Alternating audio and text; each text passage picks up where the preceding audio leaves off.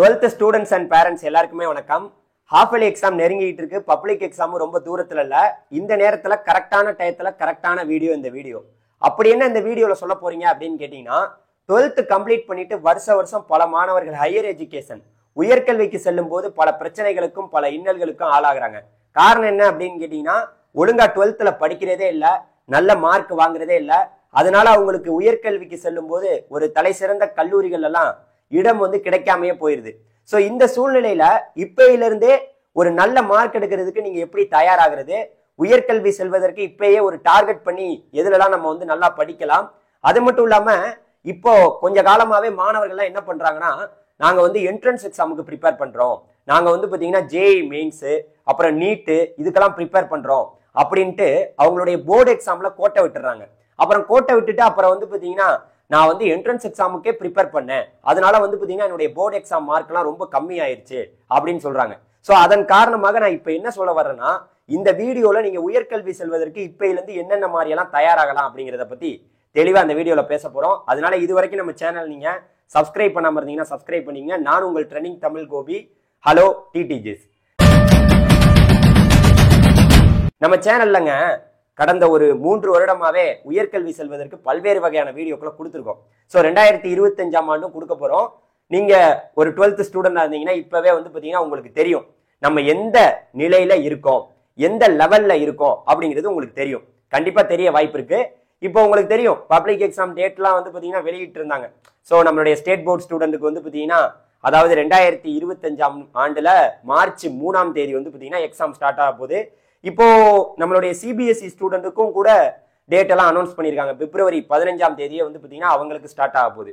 So இந்த நேரத்துல நமக்கு பப்ளிக் எக்ஸாம் டேட் எல்லாம் ஒரு பக்கம் இருந்தாலும் இப்ப நம்மளுடைய மார்க் என்ன, நம்ம என்ன நிலையில இருக்கோம், ஒட்டுமொத்த மார்க்கை நம்ம சொல்லல. இப்போ நீங்க குறிப்பா நம்ம ஒரு இன்ஜினியரிங் சைடு போற மாதிரி இருக்கலாம், நீட் எக்ஸாம் எழுதி நம்ம ஒரு டாக்டர் ஆகிறோமோ இல்லையோ, அப்படி இல்லைன்னா அதற்கு அடுத்த கட்ட படிப்புகள் என்னென்னலாம் இருக்கு, அதுக்கு என்ன மாதிரி எல்லாம் என்னென்ன சப்ஜெக்ட்லாம் நம்ம கான்சென்ட்ரேஷன் பண்ணலாம் அப்படிங்கிறது இப்போ நீங்க ஆல்ரெடி இப்போ குவார்டர்லியில காலாண்டுல எவ்வளவு மார்க் எடுத்திருப்பீங்கன்னு நீங்களே ஒரு எய்ம் பண்ணி வச்சிருப்பீங்க. இருந்தாலும் ஹாஃப் வேலியில பயங்கரமா எய்ம் பண்ணுங்க. ஹாஃப் வேலியில பாத்தீங்கன்னா நீங்க ஒரு டார்கெட் வச்சாதான் நீங்க பப்ளிக் எக்ஸாம்ல அதை சக்சஸ் படுத்த முடியும். இல்லைன்னு வச்சுங்களேன், கண்டிப்பா முடியாது.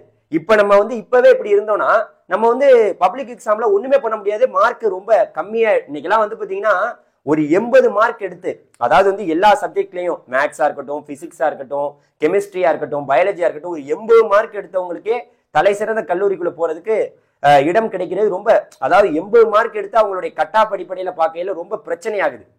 ஏன்னா எல்லாருமே நல்லா படிக்க ஆரம்பிக்கிறாங்க, போட்டி ரொம்ப அதிகமாகுது. சோ அதனால பாத்தீங்கன்னா நீங்க ஒரு நல்ல மார்க் எடுக்கணும். எவ்வளவு எடுத்தா போதும் அப்படிங்கறதெல்லாம் பத்தி இந்த வீடியோ நான் உங்களுக்கு சொல்லட்டுமா? ஃபர்ஸ்ட் பாத்தீங்கன்னா ஒண்ணு புரிஞ்சுக்குங்க.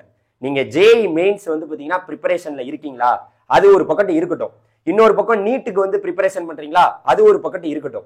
நீங்க இப்ப பாத்தீங்கன்னா இன்ஜினியரிங் போலாம் அப்படிங்கிற மாதிரி ஒரு எய்ம்ல இருந்தீங்கன்னா, இப்பவே ஒரு எய்மிங்ல இருக்கீங்கன்னு வச்சுங்களேன், கண்டிப்பா மேக்ஸ், பிசிக்ஸ், கெமிஸ்ட்ரி இந்த 3 சப்ஜெக்ட்லயும் நீங்க எந்த நிலையில வர்றீங்க அப்படிங்கிறது உங்களுக்கு தெரியும். நம்ம ஒரு 70 மார்க் வாங்குறோமா, இல்ல ஒரு 60 மார்க் வாங்குறோமா, இல்ல ஒரு 50 மார்க் வாங்குறோமா, நம்ம ரொம்ப கம்மியான லெவல்ல தான் மார்க் வாங்குறோமாங்கிறது உங்களுக்கு தெரியும். நான் என்ன சொல்ல வரேன்னா, இந்த 3லயுமே நீங்க 90 எடுத்தா கூட உங்களுடைய கட் ஆஃப் 180 தான் வருது. சோ அதாவது பாத்தீங்கன்னா மேக்ஸ் மார்க் ஃபுல் மார்க் அப்படியே எடுத்துக்குவாங்க. பிசிக்ஸ் கெமிஸ்ட்ரியை பாத்தீங்கன்னா அதுல உள்ள மார்க்க பாதி மார்க் எடுத்துக்குவாங்க. அப்படி பார்க்கும்போது நீங்க இதுல 3லயுமே 90 எடுத்தாவே 180 கட் ஆஃப் தான் வருது. அதனால நான் என்ன சொல்ல வரேன்னா, நம்மளுடைய டார்கெட் கண்டிப்பா எல்லாருமே ஒரு மினிமம் 160 170 கட் ஆஃப்க்கு மேல இருந்தாதான் நம்ம தமிழ்நாட்டுல டிஎன்ஏ கவுன்சிலிங்னு ஒண்ணு வைப்பாங்க. அந்த கவுன்சிலிங் வழியா போய் நம்ம தலை சிறந்த கல்லூரிக்குள்ள சேரணும்னா கண்டிப்பா இந்த கட் ஆஃப் இருக்கணும். இல்லைன்னு வச்சுங்களேன், நீங்க ஒரு டீம்டு யூனிவர்சிட்டியோ இல்ல நீங்க ஒரு பெரிய பெரிய இதுக்கெல்லாம் என்ட்ரன்ஸ் எக்ஸாம் கிளியர் பண்ண முடியல அப்படிங்கிற பட்சத்துல இதுல நல்ல கட் ஆஃப் எடுத்துட்டீங்கன்னா உங்களுக்கு தலை சிறந்த கல்லூரியில இடம் கிடைச்சிருமே. இப்போ உங்கள்ட்ட வாய்ப்பு இருக்கு, இந்த வாய்ப்பை நீங்க பயன்படுத்திக்கணும். நான் வருடம் என்ன சொல்லுவேன்னா, இந்த கவுன்சிலிங் டயத்துல எல்லாம் சொல்லுவேன், மாணவர்களே நீங்க அப்பயே ஒழுங்கா படிச்சிருந்தீங்கன்னா இந்த மாதிரி ஒரு நிலை உங்களுக்கு வந்திருக்காது அப்படின்னு சொல்லுவேன். இப்ப நீங்க படிச்சுக்கிட்டு இருக்கீங்க, நீங்க டார்கெட் வைங்க. ஹாஃப் இயர்லி எக்ஸாம்ல நம்ம எவ்வளவு மார்க் எடுக்கிறோம், இவ்வளவு நாள் நம்ம பாத்தீங்கன்னா காலாண்டுல அதாவது குவார்டர்லியில எவ்வளவு எடுத்தோம், இப்ப நம்ம ஹாஃப் இயர்லியில எவ்வளவு எடுக்க போறோம். அதுக்கப்புறம் ஏகப்பட்ட ரிவிஷன்ஸ் வைப்பாங்க. ரிவிஷன்ஸ் எல்லாம் அடுத்து நம்ம பப்ளிக் எக்ஸாம் தான் அதுல சக்சஸ் ஆகணும்னா இப்பவே நம்ம டார்கெட் பண்ணணும். இல்லைன்னா முடியாதுப்பா, கண்டிப்பா முடியாது. நான் ஓப்பனா சொல்றேன். நிறைய பேர் வருஷம் வந்துட்டு எங்களுக்கு வந்து ஒழுங்கா வந்து பாத்தீங்கன்னா மார்க் இல்லை, நாங்க என்ன பண்றது, எங்களுடைய கட் ஆஃப் சரியில்லை, நாங்க என்ன பண்றது, பணம் எங்கள்கிட்ட இல்லை, எங்க வீட்டு குடும்ப சூழ்நிலை சரியில்லை, அதெல்லாம் இப்ப பாருங்க. அதுக்கு நம்ம நல்லா படிக்கணும். படிச்சுட்டோம்னு வச்சுங்க நமக்கு தேவையே இல்லை. நான் என்ன சொல்ல வரேன்னா, நீங்க உங்க ஊர்லயோ இல்ல ஸ்டேட் லெவல்லயோ பெரிய லெவல்ல வரலனாலும் இந்த மூணுலையும் பிசிக்ஸ், மேக்ஸ், கெமிஸ்ட்ரியில கான்சென்ட்ரேஷனை நல்லா செயல்படுத்துங்க.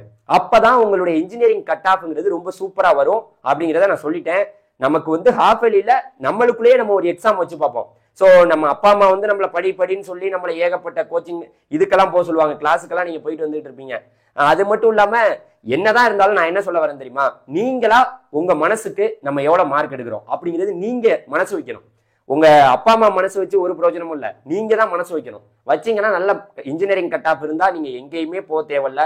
ஒரு மினிமம் அதிகபட்சம் நீங்க எல்லாருமே ஒரு 170 கட் ஆஃபுக்கு மேல வர்றதுக்கு ட்ரை பண்ணுங்க.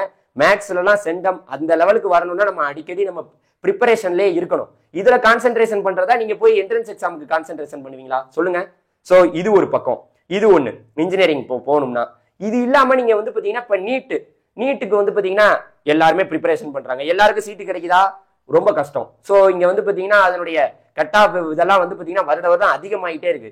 ஏன்னா இங்க 3 வருஷமா வந்து படிச்சு முடிச்சுட்டு நிறைய பேர் வந்து மறுபடியும் ப்ரிப்பரேஷனுக்கே போயிடுறாங்க. ஸோ மறுபடியும் இன்னொரு வாட்டி நான் இன்னொரு வாட்டி ட்ரை பண்றேன் அப்படின்ட்டு. ஸோ அதனால புதுசா வரக்கூடிய உங்களுக்கு வந்து பாத்தீங்கன்னா ரொம்ப சிரமமா இருக்கும். அதனால நான் என்ன சொல்ல வரேன்னா, முடிஞ்ச வரைக்கும் நீட் 2025 நம்ம போய் பார்க்கலாம்.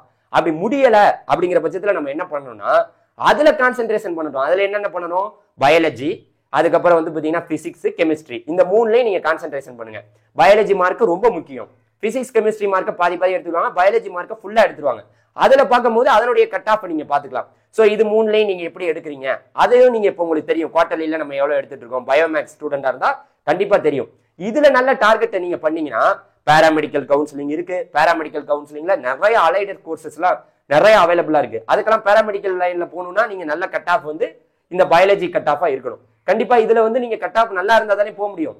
சோ அதனால நீங்க இதுல கான்சென்ட்ரேஷன் பண்ணுங்க.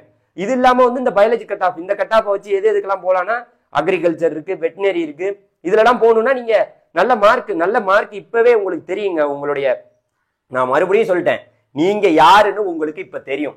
இவ்வளவு மார்க் தான் நம்ம டார்கெட் எடுப்போம் அப்படிங்கிறது உங்களுக்கு இப்பவே தெரியும். அதை வந்து நான் என்ன சொல்ல வரேன்னா, ஹாஃப் வேலியில பாருங்க நமக்கு எவ்வளவு மார்க் வருது அப்படின்னு பாருங்க. அதுக்கப்புறம் நிறைய ரிவிஷன் உங்க ஸ்கூல்ல எல்லாம் நேரம் வந்து பாத்தீங்கன்னா நிறைய ரிவிஷன் வச்சுக்கிட்டே இருப்பாங்க. அதுக்கப்புறம் ஹாஃப் வேலி எக்ஸாமுக்கு அப்புறம் நீங்க கொஞ்சமா வந்து பாத்தீங்கன்னா முயற்சி பண்ணால் மட்டும்தான் பப்ளிக் எக்ஸாம்ல உங்களுடைய கனவை நீங்க அடைய முடியும். அப்படி முடியலன்னு வச்சுங்களேன், இங்க வந்துட்டு நாங்க வந்து 12th முடிச்சிட்டோம் சார், நாங்க என்ன பண்றது அப்படின்னு கேட்டீங்கன்னா ஒண்ணும் பண்ண முடியாது.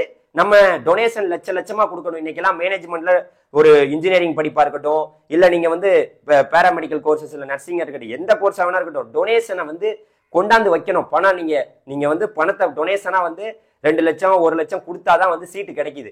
அப்ப இதெல்லாம் நம்ம இந்த மாதிரி ஒரு பிரச்சனைகளுக்கெல்லாம் என்ன ஆகவே கூடாது, இந்த பிரச்சனைக்குள்ளெல்லாம் நம்ம போவே கூடாதுன்னா இன்னைக்கு நம்ம கையில புக் இருக்கு, படிக்கலாம். நம்ம டீச்சர்ஸ்ட நம்ம என்ன வேணாலும் நம்மளுடைய டீச்சர்ஸ்ட அதிகமான கொஸ்டின்ஸை நம்ம கேட்கலாம். நம்ம வந்து வீட்டிலேயே நம்மளுக்குன்னு தனியா வந்து பாத்தீங்கன்னா ஒரு ப்ரிப்பரேஷனை நம்ம பண்ணா மட்டும்தான் சக்சஸ் ஆக முடியும். கண்டிப்பா நீங்க வந்து ப்ரிப்பரேஷன் பண்ணுங்க. 100% உங்களுடைய அந்த உழைப்பு வந்து பாத்தீங்கன்னா அந்த மார்க்ல வந்து வெளிப்படும். கண்டிப்பா கட் ஆஃப், எல்லா கட் ஆஃபும் உங்களுடைய இன்ஜினியரிங் கட் ஆஃபா இருக்கட்டும், பயாலஜி கட் ஆஃபா இருக்கட்டும், எல்லாமே சூப்பரா வரும். ஸோ இதுதான் இப்போ ஒரு ஓரலா உங்களுக்கு இப்பவே ஒரு எடுத்துக்காட்டுக்கு இந்த வீடியோ நான் கொடுத்துருக்கேன். ஸோ அதனால தயாராகல, கண்டிப்பா நம்ம வந்து லட்சக்கணக்கில் டொனேஷனை வச்சுதான் ஆகணும் அப்படிங்கிறத சொல்லிட்டு இந்த வீடியோ முடிச்சுக்கிறேன். ஸோ கண்டிப்பா நல்ல ப்ரிப்பரேஷன் வந்து உங்களுடைய போர்டு எக்ஸாம்ல காட்டுங்க. என்ட்ரன்ஸ் எக்ஸாம்ங்கிறது அடுத்து, இதுல நீங்க ப்ரிப்பரேஷன் பண்ணீங்கன்னாவே போதுமே.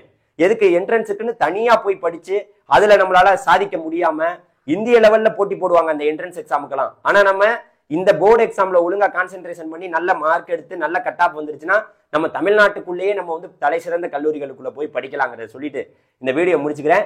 ஸோ வேற ஏதாவது தகவல்கள் உங்களுக்கு தேவைப்பட்டா நீங்க எப்போ வேணாலும் நம்மளை தொடர்பு கொள்ளலாம். நன்றி, வணக்கம். நம்மளுடைய வாட்ஸ்அப் சேனல் குரூப் வந்து பாத்தீங்கன்னா ஒன்று இருக்கு. அந்த குரூப்ல ஜாயின் பண்ணிக்கிட்டீங்கன்னா என்ட்ரன்ஸ் எக்ஸாம், அதுக்கப்புறம் ஏகப்பட்ட தகவல்களை பத்தி உங்களுக்கு தொடர்ந்து உயர்கல்வி சம்பந்தப்பட்ட தகவலை பத்தி வீடியோ வந்துகிட்டே இருக்கும். நன்றி, வணக்கம், பாய் டிடிஜிஎஸ். தேங்க்யூ மாணவர்களே.